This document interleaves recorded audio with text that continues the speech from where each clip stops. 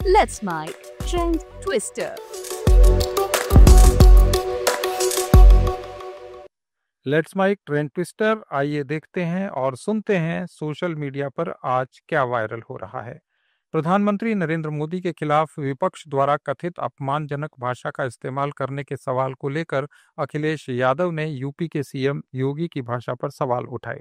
उन्होंने कहा कि बीजेपी के नेता खुद गलत भाषा बोलते हैं और सबका अपमान करते हैं। आपने क्या यूपी के हमारे जो मुख्यमंत्री जी उनको नहीं सुना क्या? आपने उनको नहीं सुना क्या कभी? ये भारतीय जनता पार्टी हरेक का अपमान करती है। क्या वोटों का अधिकार छीन करके अपमान नहीं हो रहा? संविधान ही हमारा, संविधान जो हमारा है वही समाधान निकालता है और वक्त होने पर ये तलवार बनता है संविधान। जहाँ तक भाषा की बात है, भारतीय जनता पार्टी को गुस्सा होना चाहिए अमेरिका के राष्ट्रपति जी से, और गुस्सा कहाँ हो रहे हैं वो लोग? उन्हें तो गुस्सा होना चाहिए अमेरिका पर, जिन्होंने टैरिफ लगा करके भारतीय जनता पार्टी के मुंह पर टैरिफ लगा दिया। दूसरी ओर बीजेपी प्रवक्ता सैयद शाहनवाज हुसैन ने प्रधानमंत्री नरेंद्र मोदी पर की गई कथित अपमानजनक टिप्पणी का विरोध किया। उन्होंने कहा कि बिहार चुनाव में जनता इसका जवाब कांग्रेस, आरजेडी और इंडिया गठबंधन को करारा सबक देकर देगी। राहुल गांधी तेजस्वी यादव को चेतावनी देता हूं, संयम में रहे, भाषा की मर्यादा न खोए। हम राहुल जी, तेजस्वी जी, हम लोग सबकी मां बहन की इज्जत करते हैं। भारत के प्रधानमंत्री नरेंद्र मोदी को जिस तरह मां बहन की गाली माइक पे दी गई, उसके लिए बिहार में आक्रोश है। तुरंत कान पकड़ के राहुल गांधी, तेजस्वी यादव को माफी मांगनी चाहिए, नहीं तो इसके गंभीर नतीजे चुनाव में उनको देखने पड़ेंगे। जिस तरह महाराष्ट्र में, हरियाणा में और दिल्ली में बुरी तरह वो हारे हैं, बिहार में भी बुरी तरह वो हारेंगे। नरेंद्र मोदी को क्या क्या नहीं गाली दी गई। जमीयत उलेमाए हिंद के अध्यक्ष मौलाना अरशद मदनी का एक बयान सामने आया है।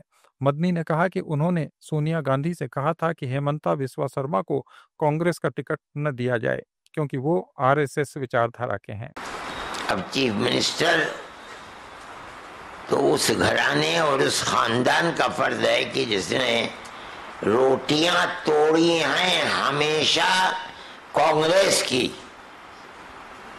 लेकिन ज़हन, दिमाग आरएसएस का था।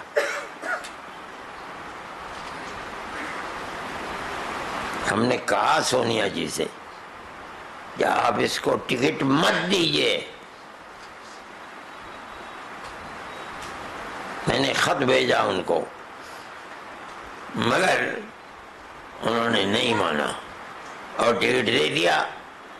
आज वही हेमंत तो है जो कांग्रेस की उस पॉलिसी और दस्तूर के खिलाफ उसने आसाम में आग लगा रखी है। ये पॉलिसी। गृह मंत्री अमित शाह ने कांग्रेस पर वार किया। उन्होंने कहा कि असम का नेतृत्व बार बार पाकिस्तान जाने वाला नहीं कर सकता। अमित शाह ने सवाल उठाया कि ऐसे नेता से ये उम्मीद कैसे की जा सकती है कि वो घुसपैठियों के खिलाफ आवाज उठाएगा। असम का नेतृत्व घुसपैठियों को संरक्षण देने वाला नेता नहीं कर सकता। असम का नेतृत्व बार बार पाकिस्तान जाने वाला नेता नहीं कर सकता। असम का नेतृत्व घुसपैठियों को एंक्रोचमेंट कराने वाले लोगों को नहीं दिया जा सकता। असम का नेतृत्व भ्रष्टाचारियों को नहीं दिया जा सकता। असम का नेतृत्व नरेंद्र मोदी और यहां पर हेमंत बिस्वा शर्मा के नेतृत्व में चलेगा। सोशल मीडिया पर मध्य प्रदेश का एक वीडियो वायरल है, जिसमें एक मरीज ने अस्पताल प्रशासन पर गंभीर आरोप लगाए। उसने कहा कि तबीयत में सुधार होने के बावजूद अस्पताल ने उसे कोमा में बताकर कई दिन तक आईसीयू में रखा और डॉक्टर पैसे वसूलते रहे। उनके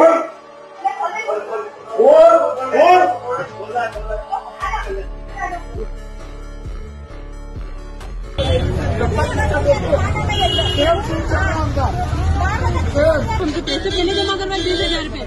होश में आए हुए इंसान को पकड़ के रखे 5 जनों ने अंदर और हमसे गोली दवाई, मतलब होश में नहीं है, हमको गोली दवाई लाके दो, इंजेक्शन लाके दो, सारे पैसे पे पैसे हमसे जमा करवा रहे, हम कहाँ से ला रहे हैं ऐसे? हम भीख मांग पैसे ला रहे और मेरे भाई को अंदर ऐसी स्थिति में देखो, आप कैसी स्थिति में देखो और यू बोल रहे कोमा में चला। हिंदी विदेशों में भी गूंज रही है। जापान से एक प्रेरक कहानी सामने आई है। जापान के प्रसिद्ध लेखक और पद्मश्री से सम्मानित डॉक्टर तोमियो मिज़ुकामी ने भारत और हिंदी भाषा के प्रति अपना गहरा जताव दिखाया। कोबे में हुआ था और कोबे में उन दिनों कोबे में सबसे अधिक भारतीय रहते थे। टोक्यो में इतना नहीं थे उन दिनों। कोबे में मैक्सिमम मतलब ज्यादातर प्रवासी भारतीय कोबे में रहते थे। उन लोगों ने मुझे प्रभावित किया था। मैं हाई स्कूल में पढ़ता था। जिज्ञासा थी ना, जिज्ञासा। अरे कितनी सुंदर साड़ी, क्या कोई अजीबो गरीबो भाषा बोलते हैं तो उनकी भाषा सीखनी चाहिए। ये हाई स्कूल के दिनों का लड़का था। जिज्ञासा थी। और उन दिनों पंडित जवाहरलाल नेहरू जी का बहुत ही प्रभाव था दुनिया भर में।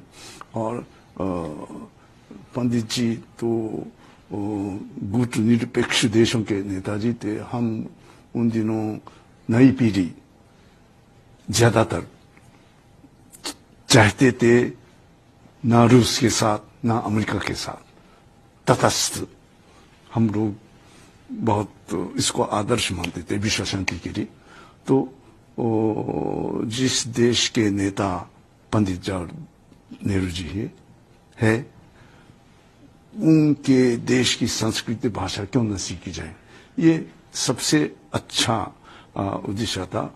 हाँ, लेकिन हिमाचल प्रदेश का लाहौल स्पीति इन दिनों भारी भूस्खलन की चपेट में है। हिमाचल के मुख्यमंत्री सुखविंदर सिंह सुक्खू ने अपने सोशल मीडिया अकाउंट पर एक वीडियो पोस्ट किया जिसमें एक महिला मंडल द्वारा सड़क पर फंसे लोगों के लिए खाना बनाया जा रहा है। सीएम ने इस महिला मंडल की तारीफ की। लाहौल स्पीति में रोड ब्लॉक है, ट्रक वाले रुके हुए हैं, उनके लिए हमने लंगर खोला हुआ है, दाल चावल बनाए हुए, चाय पानी का इंतजाम किया हुआ है। अभी और भी बच्चे हैं, शाम तक हम खाना देंगे बुला के। हाँ, और आप लोग भी आ रहे भैया।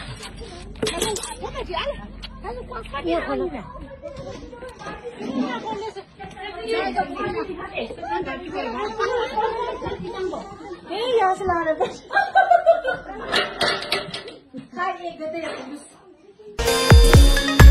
भारत के विदेश सचिव ने घोषणा की है कि भारत और जापान के बीच बड़ा समझौता हुआ है। इस समझौते के तहत भारत से 5 लाख कुशल और अर्ध कुशल कर्मचारी जापान भेजे जाएंगे। भारतीय युवाओं के लिए रोजगार का ये एक बड़ा अवसर है।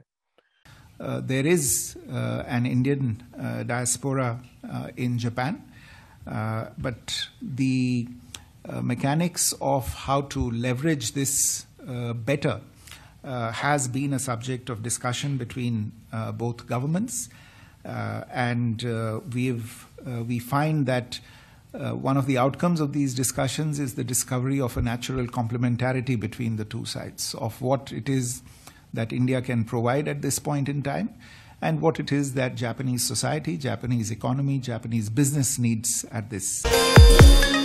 केंद्रीय मंत्री शिवराज सिंह चौहान ने कहा कि पशुपालन में सबसे बड़ी दिक्कत बीमारियों से होती है। उन्होंने भारतीय कृषि अनुसंधान परिषद को बधाई दी कि उनके प्रयासों से वैक्सीनेशन अभियान चलाया गया जिससे जानवरों में खतरनाक बीमारियों को काफी हद तक नियंत्रित कर लिया गया। मुझे भी बताया, बलदेव जी बता रहे थे कि कई साल का, कितने साल का बताया था डेटा आपके पास? 20 साल 30 साल का डेटा है, उसका एनालिसिस करते हैं और एनालिसिस करके संभावना ढूंढ लेते हैं कि इन परिस्थितियों में कौन सी बीमारी आ सकती है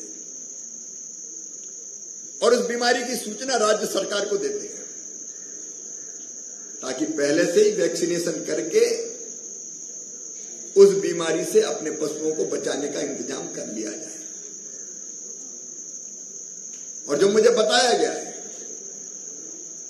कि 70 to 100% तक, 100 बोलूं कि नहीं, 70 to 90, 95 तक ये जो फोरकास्ट करते हैं वो लगभग सही होती है।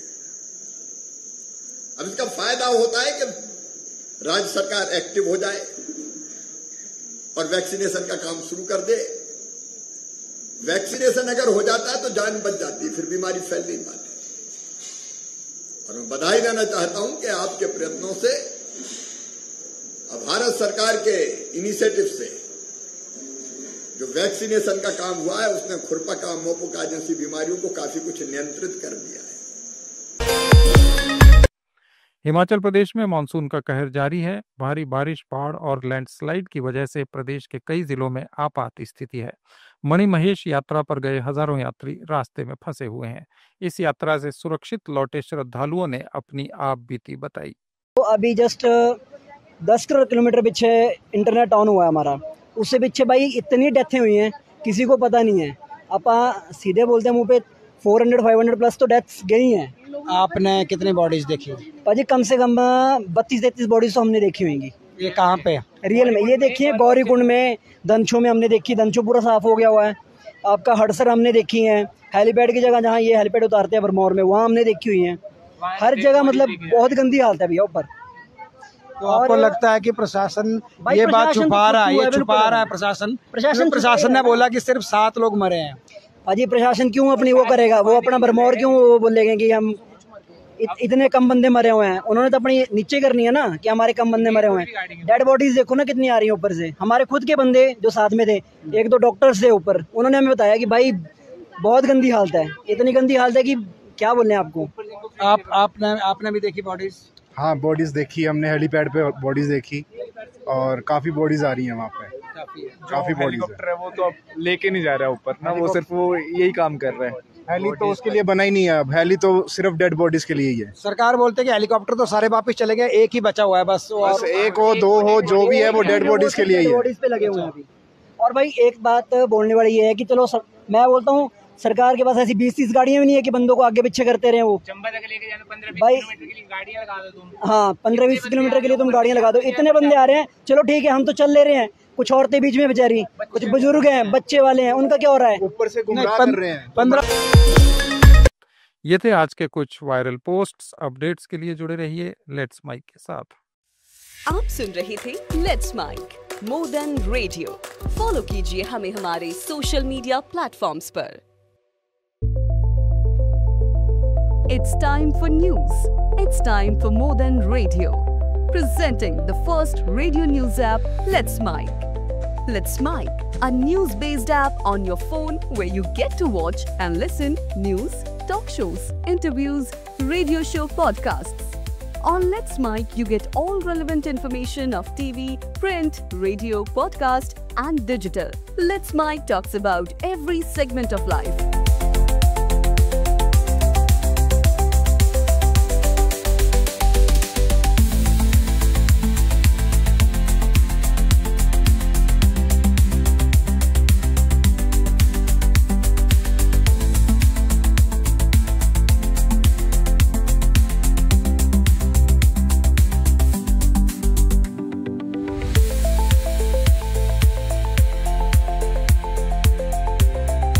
Let's Mic is not just a revolutionary idea. Download the app now from Play Store. Available both on Android and iOS mobile phones.